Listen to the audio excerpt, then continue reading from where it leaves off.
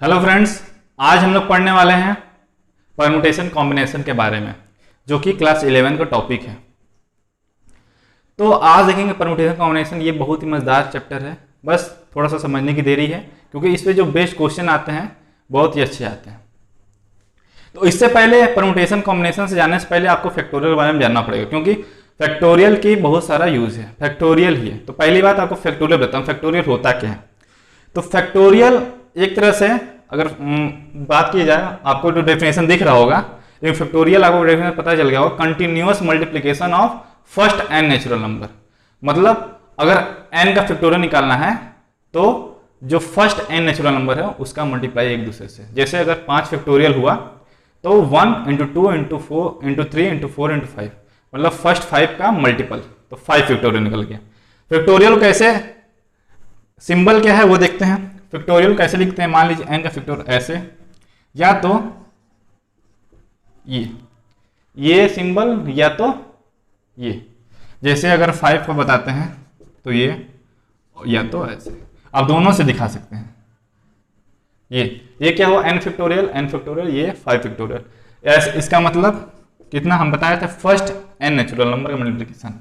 चाहे तो उल्टा कर दे रहे हैं, मतलब एन से एन, फिर 1 कम, फिर 2 कम, n-2, फिर 3 कम, फिर ऐसे एक एक कम करते करते करते 3 थ्रू 1।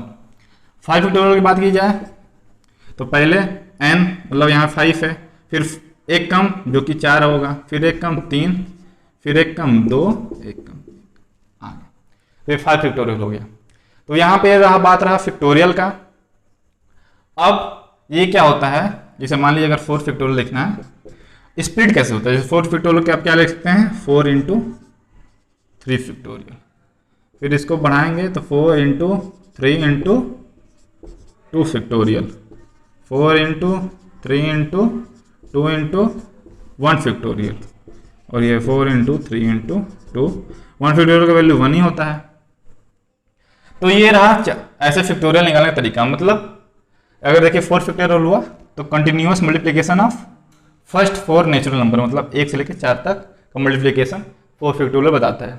तो बात रही फैक्टोरियल होता क्या है, और फैक्टोरियल का कैसे सिंबल कैसे रिप्रेजेंट किया जाता है, और फैक्टोरियल का मतलब क्या है।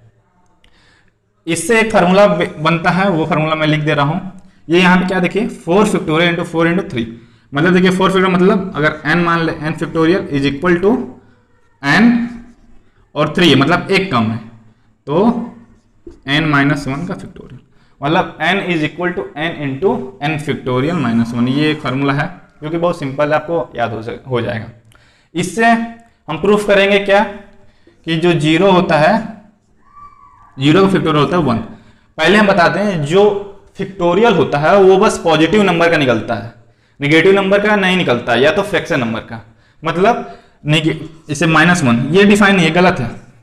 तो मतलब किसी भी नेगेटिव नंबर का फैक्टोरियल एग्जिस्ट नहीं करता, मतलब डिफाइन नहीं है। और किसी फ्रैक्शन का, मतलब अगर मान लीजिए पॉजिटिव की बात करें तो ये 7.5, ये इसका भी नहीं निकलेगा।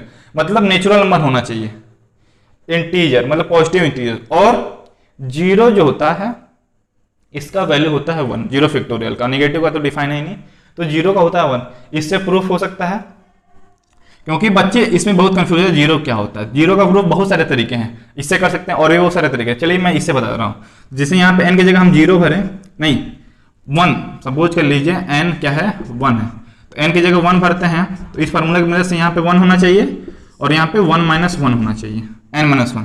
तो ये हो गया 1 फैक्टोरियल, और यहाँ पे 1 हो गया, और ये 1 - 1 0 फैक्टोरियल। अब देखिए जो ये 1 है ये इधर ला दें तो ये 1 हो जाएगा, और ये फैक्टोरियल 0। तो किसी का भी अपॉन 1 रहता है तो वही आता है, तो फैक्टोरियल 1 इज इक्वल टू 0, और फैक्टोरियल 1 का इक्वल होता है 1। तो इससे क्या साबित हुआ कि 0 का जो फैक्टोरियल है 1 के इक्वल होता है। तो ये बात रहा फैक्टोरियल का। अब बात करते हैं परमुटेशन का। फैक्टोरियल का देख लिए, अब देखते हैं अब इसका मतलब परमुटेशन कैसे आता है, आपको बताते हैं। तो देखते हैं परमुटेशन। आपको टॉपिक दिख रहा होगा और आपको डेफिनेशन दिख रहा होगा परमुटेशन का होता क्या। तो पहली बात परमुटेशन का अगर हमको अच्छे से बता दें तो चलिए हम एक एग्जांपल लेते हैं। मान लीजिए 3 थे लेटर लेते हैं इंग्लिश अल्फाबेट का, जैसे ए ले लिए, बी ले लिए और सी ले लिए, ए ले लिए, बी ले लिए, सी ले लिए। अब हम बोलते हैं कि तीनों का कितने प्रकार से अरेंजमेंट कर सकते हैं तीनों लेटर को लेके। तो पहले ए हो गया, बी हो गया, सी हो गया। पहले पे ए लिख दिए, बी ले लिए, सी लिख लिए। दूसरा अरेंजमेंट, ए ले लिए, बी की जगह सी कर दिए और सी की जगह बी, ए सी बी। फिर ऐसे ही बी ए सी हो गया, फिर बी सी ए हो गया, फिर सी ए बी हो गया, सी बी ए हो गया। तो देखिए ये क्या है, अरेंजमेंट है किसका, 3 लेटर का, मतलब ए बी सी। अब इसको अरेंज कर दिए, दूसरा अरेंज मतलब प्लेस चेंज कर दिए, लेकिन आप ये तीनों में कॉमन क्या है, ए बी सी, मतलब ए बी सी इसमें भी है, इसमें भी है, इसमें भी है, इसमें भी है, इसमें भी है। तो इसे बोलते हैं परमुटेशन। तो परमुटेशन आपको क्या समझ में आया कि परमुटेशन क्या होता है, अरेंजमेंट होता है n नंबर ऑफ थिंग लेके, मतलब यहां पे 3 चीज का लेके हमने तीन चीज लेकर अरेंजमेंट बनाया है, तो इसे बोलते हैं परमुटेशन। परमुटेशन का डेफिनेशन आपको दिख भी रहा होगा। तो परमुटेशन को कैसे डिनोट करते हैं वो देखते हैं। तो परमुटेशन को डिनोट करते हैं NPR से, NPR से। यहां पे तो n तो आपको पता ही है कि वो होता है नेचुरल नंबर होगा। चलिए हम बता दे रहे हैं, देखिए n तो नेचुरल नंबर होगा ही, लेकिन r यहां क्या होगा, r भी नेचुरल नंबर होगा, मतलब जो r होगा कभी भी n के इक्वल नहीं होगा। ये पहले हम नोट में लिखा दे रहे हैं, मतलब n 0 भी हो सकता है। चलिए हम 0 लिख दे रहे हैं, n नहीं 1 और n, ये तो NPR। इसको एक और तरीके से लिखते हैं, ये PNR, ये हो गया। तो असल में है क्या, तो आपको हम बताते हैं ये इसका मतलब क्या है। चलिए देखिए, जो हमने प्रीवियस एग्जांपल लिया था ABC, इसमें देखिए कितने बने अरेंजमेंट, 1 2 3 4 5 6, तो कुल इक्वल कितने बने, 6 अरेंजमेंट। ये बात रहा, ये लॉजिकल तरीके से किए, मतलब इसमें कोई भी हम लोग ने फार्मूला का इस्तेमाल नहीं किया, लेकिन अब परमुटेशन का इस्तेमाल करते हैं। तो देखिए परमुटेशन क्या, ये जो ऊपर का n है ये बताता है नंबर ऑफ थिंग, मतलब कितनी चीजें हैं हमारे पास। तो हमारे पास कितने चीजें हैं कुल मिला के 3, मतलब n की जो वैल्यू है यहाँ पे 3 है। अब r यहाँ पे क्या है, r वो है वैल्यू है जो जिस चीज को लेके हम लोग अरेंजमेंट कर रहे हैं, मतलब यहाँ पे अरेंजमेंट कितने चीज का कर रहे हैं, 3 चीज का, 3 चीज का अरेंजमेंट कर रहे हैं। तो r की वैल्यू क्या रहा, 3। तो यहां पे n की वैल्यू और r की वैल्यू दोनों 3 3 है। तो चलिए हम इस पे रखते हैं, तो यहां पे n की जगह 3 लिखते हैं, फिर p लिखते हैं और यहां पे 3 लिखते हैं। अभी हम इसको भुला जाते हैं, लॉजिकल तरीके से जो हमने निकाला था 6 वो भुला जाते हैं। अब परमुटेशन से देखते हैं, 3p3 देख लिए। अब बोलेंगे कि इसको कैसे सॉल्व करेंगे। इसको सॉल्व करने के लिए हमको फॉर्मूला जाना पड़ेगा, NPR किसके इक्वल होता है। तो इसका फॉर्मूला हम यहां पे लिखते हैं, NPR वो होता है factorial n upon factorial n minus r, factorial n upon n minus r। तो 3p3 का वैल्यू क्या होगा, तो चलिए इसे पुट करते हैं। तो 3p3 का इक्वल क्या हो जाएगा, फैक्टोरियल n जो कि फैक्टोरियल 3 होगा, फिर फैक्टोरियल n माइनस r मतलब 3 माइनस 3 जो कि 0 होगा, n माइनस r 3 माइनस 3 0 होगा। इसको सॉल्व करेंगे तो 3 का फैक्टोरियल क्या होगा, हमें अपने बताया है 3 × 2 × 1, तो 3 2 या 6, तो ये 6 हो गया, और 0 का फैक्टोरियल का वैल्यू 1 होता है, ये इक्वल टू यहाँ पे 6 आए। तो देखिए हमने यहाँ पे लॉजिकल तरीके से किया 6 आया, लेकिन हमको परमुटेशन के तरीके से किए हैं। यहाँ पे 3 नंबर ऑफ थिंग है और 3 चीज को लेके हम लोग अरेंजमेंट कर रहे हैं, तो 3p3 से निकालें 6 है। तो देखिए परमुटेशन का यहाँ पे इस्तेमाल होता है, कहाँ पे, अरेंजमेंट जब हम लोग करते हैं। तो अगर इसमें परमुटेशन का आप फायदा देख सकते हैं कि हमने क्या किया है कि लॉजिकल तरीके से इतना मेहनत से हम लोग अरेंजमेंट सोचे हैं कि कैसे कैसे कर सकते हैं, और 6 देखा। यहाँ पे क्या किए, बस डायरेक्ट फार्मूला पे रख दिए वैल्यू n की और r की, और डायरेक्ट नंबर आ गया। तो ये रहा था परमुटेशन का। आज हमको अब तो ये रहा NPR का, मतलब NPR किसके इक्वल होता है, factorial n upon factorial n minus r। और फिर क्या करिए, इसमें देखिए कि n की वैल्यू कितनी है, मतलब n कितने नंबर ऑफ थिंग है। आपको n और r में कंफ्यूजन हो रहा हो तो हम एक और एग्जांपल देते हैं। जैसे मान लीजिए यहां पे हो गया a b और c, यहां पे n क्या है, 3 है, अब देखिए, अब हमने बोला कि किसी भी दो को लेके अरेंजमेंट कीजिए, तो दो को अरेंजमेंट कर रहे हैं तो ए बी हो सकता है, या तो बी ए हो सकता है, या तो ए सी हो सकता है, सी ए हो सकता है, ए सी सी ए हो सकता है, बी सी हो सकता है और सी बी हो सकता है। इससे ज्यादा कोई भी दो लेटर को लेके अरेंजमेंट करेंगे तो इससे ज्यादा नहीं हो सकता है। तो कुल मिला कितने हुआ, 1 2 3 4 5 6, 1 2 3 4 5 6, 6 ये हुआ।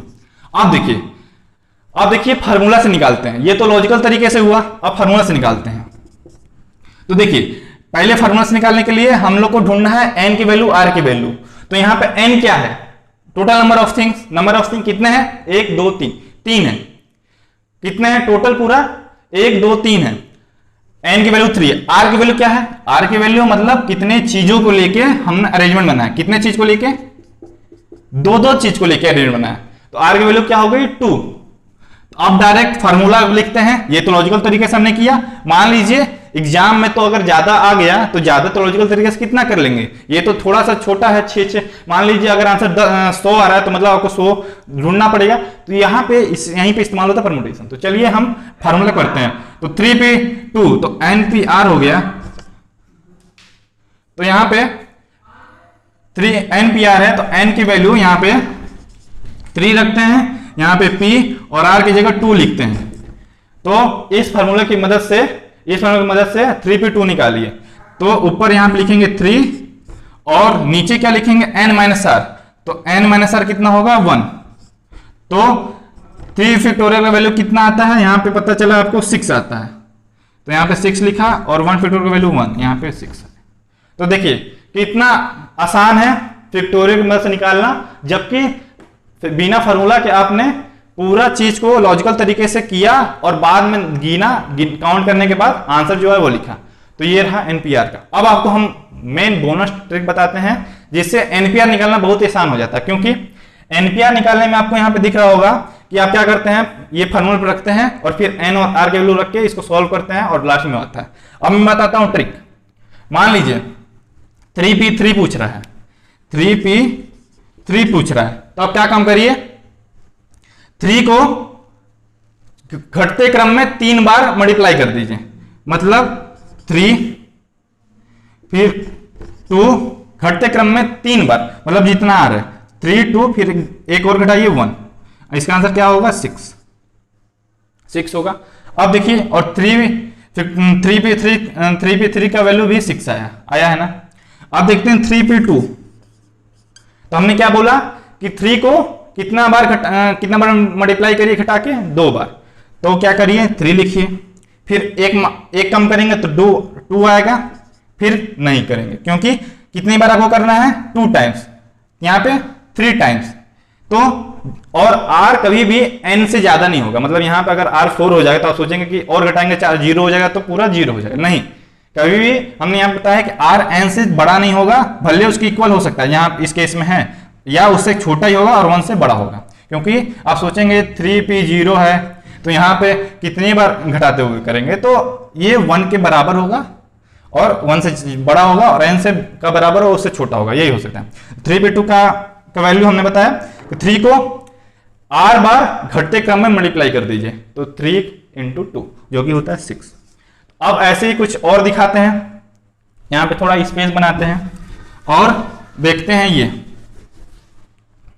ये अब हमसे पूछते हैं 6p3 का वैल्यू क्या होगा।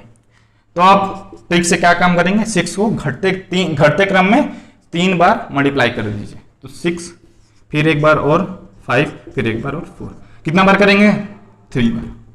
तो क्या हुआ, 6 × 5 30, 30 × 4 120 हो गया आंसर। अब देखिए फार्मूला से करते हैं। तो 6 फैक्टोरियल अपॉन 6 - 3 जो कि होता है 3 फैक्टोरियल। तो 6 फैक्टोरियल का आंसर कितना होगा, चलिए हम इसको वो कर देते हैं, 6 × 5 × 4 × 3 फैक्टोरियल इसको लिख सकते हैं, 6 × 5 × 4 × 3 फैक्टोरियल लिख सकते हैं और 3 को ऐसे लिख देते हैं। अब 3 से 3 कट जाएगा, बचा क्या, 6 × 5 × 4 जो कि यहाँ पे है। तो देखें फार्मूला से हमने बता दिया और ये ट्रिक जो बना है ये फार्मूला से बना है। तो इसी प्रकार ये क्वेश्चन है। अब अगले वीडियो में हम आपको दिखाएंगे इस पे बेस्ड क्वेश्चन, मतलब परमुटेशन पे बेस्ड क्वेश्चन जो कि वर्ड प्रॉब्लम है वो आपको हम कराएंगे और जो कि बहुत इंपॉर्टेंट है। अभी के लिए थैंक यू।